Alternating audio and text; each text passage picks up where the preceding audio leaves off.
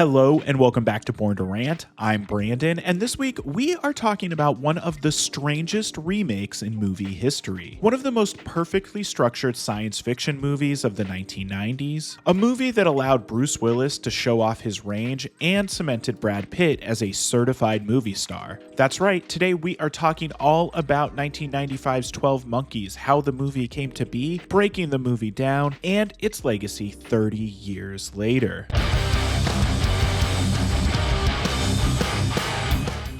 Now, 12 Monkeys is a movie that I have to confess I didn't see in the 90s. It wasn't until I was in my mid-20s that I finally sat down and watched the whole thing. And like a true nerd, when I did sit down to watch it, I first had to watch the French short film that 12 Monkeys is based on, La Jetee. And I'm glad I did. I don't really feel like the two movies are that connected, but I genuinely think that La Jetee is a really unique viewing experience. Anyway, going into the movie for the first time, I really didn't know all that much about it aside from the couple of clips I'd seen of Bruce Willis in the chair with the floating screen orb and the clips of Brad Pitt in the mental institution where he talks a million miles an hour. But I remember after I finished watching 12 Monkeys for the first time, I was kind of blown away. The movie was simultaneously everything and nothing that I expected it to be. Sure, it has that weird Terry Gilliam style of extremely wide lenses and Dutch angles, but it also featured complex performances and a screenplay that I was blown away by all over again when rewatching the movie for this video. Now, it's probably not so surprising that I love this movie, especially if you've watched my other videos on movies like Dark City, Gattaca, Stargate, and Event Horizon. You know that I really love science fiction movies that are also mixed with something else. And the thing that I really like about 12 Monkeys is that it's very much a pure science fiction thriller. Honestly, the story almost feels like a sci-fi version of an Alfred Hitchcock movie. This is a movie that on paper should not have worked. A big budget remake of a French short film directed by a guy notorious for going over budget and over schedule. But not only that, Universal actually gave Gilliam final cut, and Gilliam decided to ignore test screening scores and just released his director's cut of the movie as it was. But somehow 12 Monkeys overcame all of that to be one of the most uniquely inventive science fiction movies of the last 30 years. But before we get too deep into everything that makes 12 Monkeys awesome, I just wanted to take a quick second to remind you that Born to Rant is a completely independent channel. Everything is written and edited by me. No AI and no corporate backing. If that means anything to you, it would mean the world if you'd like, subscribe, and turn on notifications. For all I know, you're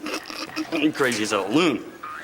Alright, now let's learn a bit more about how this movie came to be. Like I said earlier, 12 Monkeys is based on the 1962 short film La Jetee, written and directed by Chris Marker, and the entire short is told through a slideshow of photographs and voiceover and tells a story that more or less aligns with the plot of 12 Monkeys. And in the early 90s, executive producer Robert Kosberg had the idea to remake the short film, thinking that the premise would make for an excellent feature-length movie, and so he spoke with Chris Marker, who agreed to let him pitch the concept to Universal Studios. And they immediately bought into the pitch and bought the rights to remake the film. And from there, married couple Janet and David Peoples were brought on board to tackle the script. At this point, producer Charles Roven had been assigned to the film, and he was actually the one that brought Terry Gilliam on board to direct. And at the time, Gilliam was in kind of a strange space in his career. He'd had a hit in 1991 with The Fisher King, but the stench of 1988's The Adventures of Baron Munchausen's failure was still hanging over his head, and that movie had gone over schedule, over budget, and only made $8.1 million off of its reported $46.6 million budget. So Gilliam had a bit of a chip on his shoulder and wanted to prove that he could do big budget filmmaking and not let things get out of hand. And surprisingly, Universal had total faith in him, telling him that so long as he delivered a movie under 2.5 hours long and didn't go over budget, he could have final cut on the movie, which is extra crazy when you consider that Gilliam had made Brazil for Universal just a decade earlier, and that movie had a notoriously contentious post-production process, with Gilliam doing illegal screenings of his director's cut for critics, which finally forced Universal to release his cut into theaters, but that's a story for a different video. So Gilliam signed on to direct, and 12 Monkeys was given a budget of $29 million and the directive of casting a movie star in the lead role. Nick Nolte, Nick Cage, Jeff Bridges, Johnny Depp, and and Tom Cruise were all briefly considered for the lead role, but of course it went to Bruce Willis, with Gilliam saying he was, quote, somebody who is strong and dangerous, but also vulnerable. Madeleine Stowe was cast off the strength of her performance in the movie Blink from 1994, and originally Gilliam was hesitant to cast Brad Pitt, thinking he wouldn't be able to pull off the manic energy or million miles an hour dialogue, but the casting director of the movie, Marjorie Simpkin, was able to convince him he was totally wrong and that Pitt was the guy for the part, which ended up being a big blessing in disguise because at the time of his casting, Pitt was still relatively unknown, but in the lead up to 12 Monkeys being released, he would have 3 hits in a row with Interview with the Vampire, Legends of the Fall, and Seven. So by the time this movie dropped, he was a bona fide movie star and box office draw. As for the filming of the movie, this was not an easy shoot. The movie was shot entirely on location, meaning no sound stages, and lasted from February to May of 1995. As for behind the scenes story, there are a couple that I want to touch on. Brad Pitt wore hand-painted contact lenses to help give Jeffrey Goins his signature cockeyed look. There's also the fact that on an off day from filming, Terry Gilliam went horseback riding, had an accident, and nearly died, but showed up to work the next day anyway because he didn't want to fall behind in his schedule and have the movie get taken away from him. But if there's one story that I think sums up Gilliam's style and the difficult production of 12 Monkeys, it's the Hamster Factor. Because when filming this scene here, you can kind of sort of see a silhouette of a hamster running on a hamster wheel. And this is an insert shot. This shouldn't have taken any longer than maybe an hour to light and shoot. But instead, Gilliam spent all day on this shot because the hamster would not cooperate and run on his wheel like he was supposed to. So anytime after this, when Gilliam got hung up on a detail, the cast and crew took to calling it the Hamster Factor, which is actually also the name of the behind the scenes documentary that I've been showing clips from in the video. Once filming was complete in May of 1995, the team went deep into post-production. The craziest post-production story is that Gilliam and Roven did test screenings for 12 Monkeys where they met with audiences after the screening and they noticed something strange at each one of these screenings. And that's that the scores on the cards from the audience didn't at all match what the audiences were saying to them when they met. The scores indicated that they felt the movie was confusing and messy, but then they would all gush to Gilliam about how much they enjoyed the movie and would talk to him about the finer points of the story. And since Universal decided to give Gilliam final cut of the edit, his director's cut is the version that was released into limited theaters on December 29th, 1995, before going into wide release on January 5th, 1996, where it would be the #1 movie at the box office, making $13.6 million against its $29 million budget. And 12 Monkeys would go on to make a worldwide total of $168.8 million, making it an objective hit. But it wasn't just audiences who enjoyed 12 Monkeys, critics liked it too, with most pointing to the standout performances by Willis and Pitt, but also the incredible look of the film and that it had a message that made you think. And with all of that out of the way, I think it's time that we dive deep into everything that makes 12 Monkeys a classic science fiction movie. And before we go any further, here is your one and only spoiler warning for a movie that came out 30 years ago. On Blueberry Hill.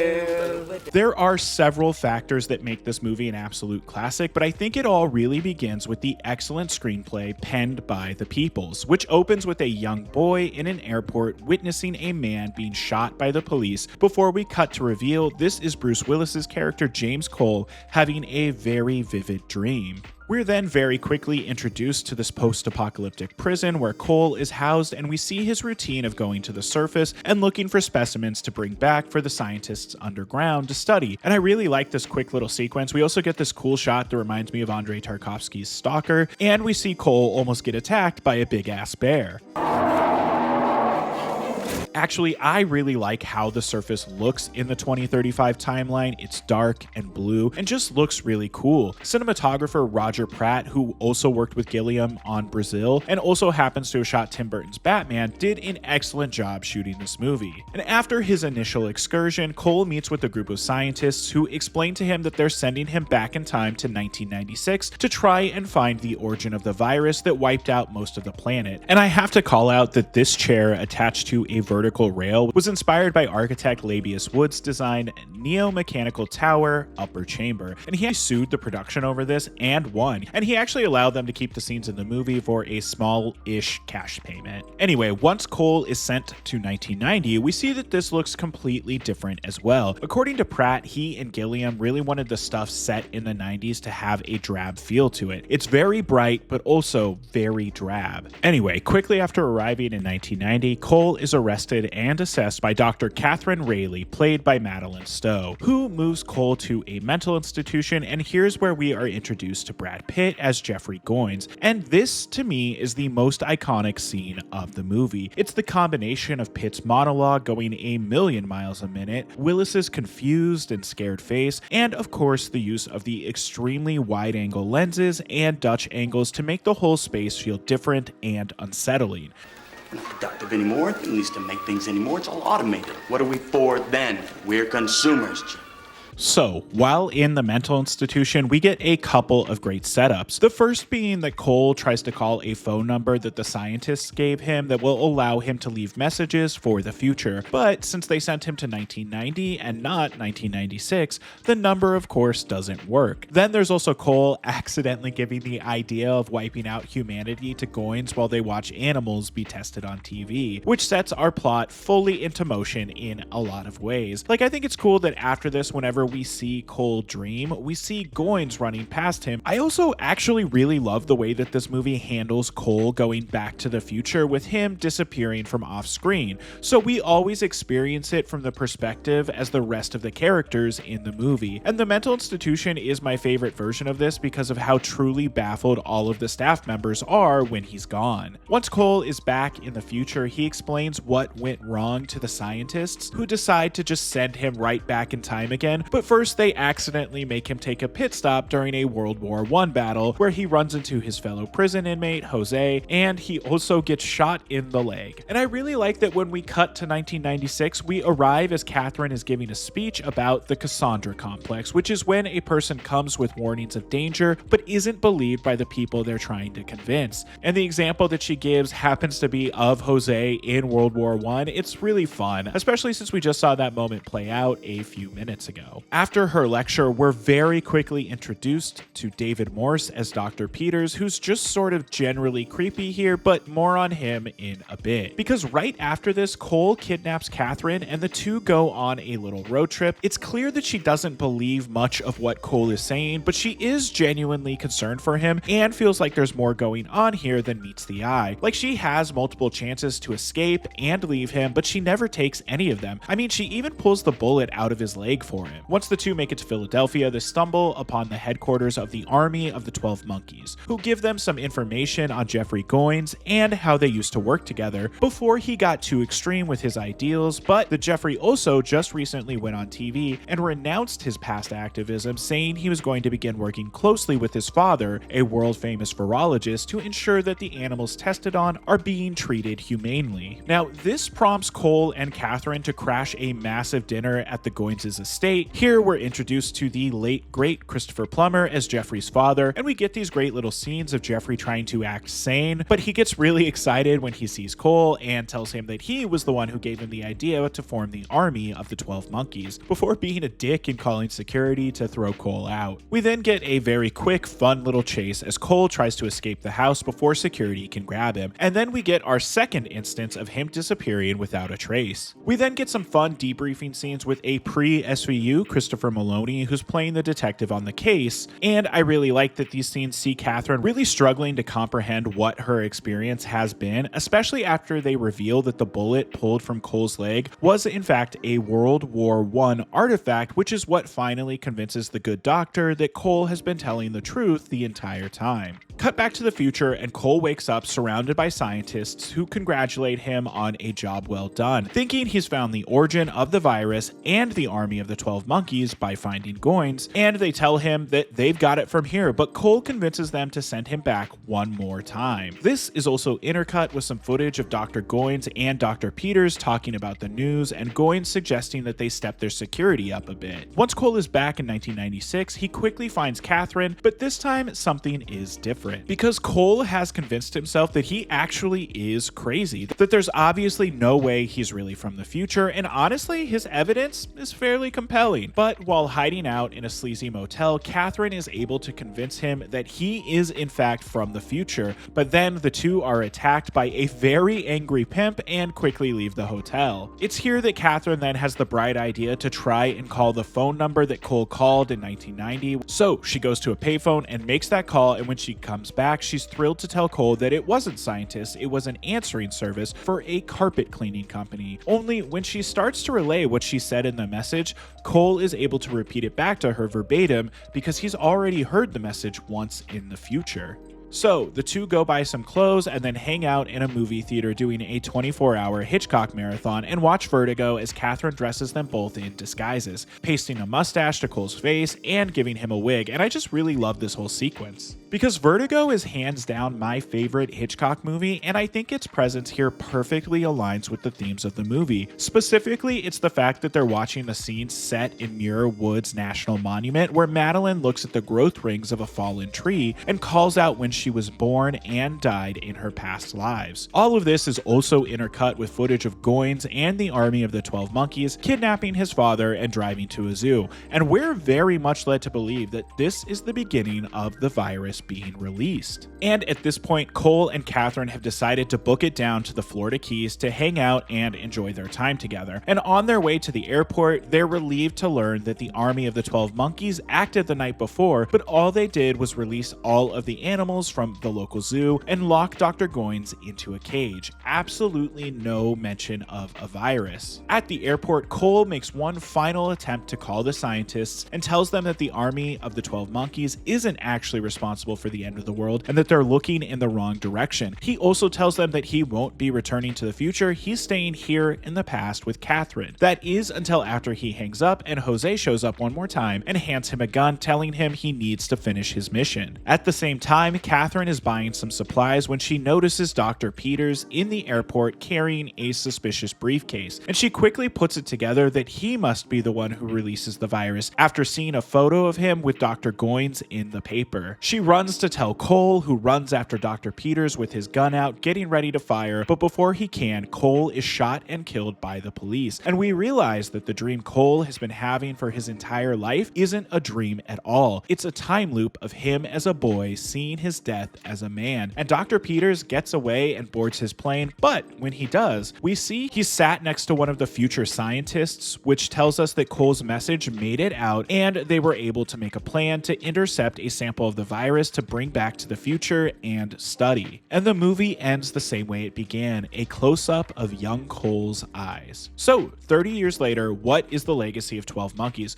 Well, it's one of the more well-known science fiction movies of the 1990s. Its unique story and look have had people coming back to revisit it over and over again. I think that Roger Pratt's unique cinematography and Paul Buckmaster's excellent score are two factors that keep people coming back over and over. But I think the main driving factor for this movie being so rewatchable are the incredible performances by Willis, Pitt, and Stowe. Willis is tough but vulnerable, and I love that the movie keeps us constantly trying to guess whether he's actually crazy or not. I think that the role also helped launch Pitt into the stratosphere. Like I said earlier, he was already a star when this movie came out, but I think this showed that he had incredible range because his performance in 12 Monkeys is so different than his performance in Seven, which is so different than his performance in Legends of the Fall, which is so different than his performance in Interview with the Vampire. And Stowe does a great job of being vulnerable and empathetic. You buy this is how she would react to the insane situation she keeps finding herself in. Ironically enough, this is also the first of 3 movies where Bruce Willis plays a man who interacts with a younger version of himself via time travel. The second is Disney's The Kid, and of course in 2012 he did Rian Johnson's Looper, which also takes quite a bit of inspiration from 12 Monkeys. And in 2015, a TV show based on the movie premiered on the FX network and ran for 4 full seasons. I've actually never seen it, but I have always been curious to put it on and check it out. Let me know in the comments if that's something you guys might be interested in seeing a video about. If you've made it this far into the video, thank you for watching, and as always, a very special thank you to all of my supporters over on Patreon. You all are the lifeblood of this channel. If you'd like to join the Patreon, there's a link in the description below. Patrons get early, ad-free access to videos, access to an exclusive Discord server, and they get to help me choose what topics to cover on the channel. And before we go, just one final reminder that Born to Rant is a completely independent channel, so you liking, subscribing, and turning on notifications helps us out more than you could possibly imagine. We release new videos covering all of your childhood favorites every Thursday at 7 a.m. Pacific time. Okay, thank you. Bye-bye.